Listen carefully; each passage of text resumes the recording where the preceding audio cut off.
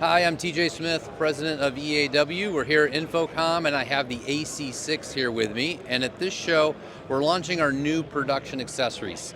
AC6 is suitable for on-the-road use in live production environments.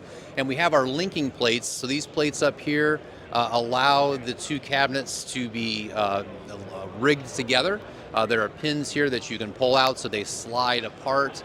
And then down here at the bottom, we have a similar arrangement with these plates where they are locking to this one that is bolted to the subwoofer. So this is giving you a ground stack configuration. In the event that someone would like to fly AC6, we have this fly bar here that bolts to the back. You can see it's pinning to everything. You have the Mohawk, we call it, at the top. That gives you a center of gravity so that it hangs straight.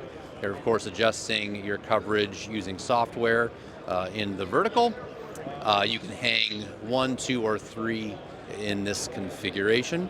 If you'd like to learn more about this, visit our website, EAW.com. You can go up to the top right to find your rep feature. We'll tell you who to reach out to get more detail.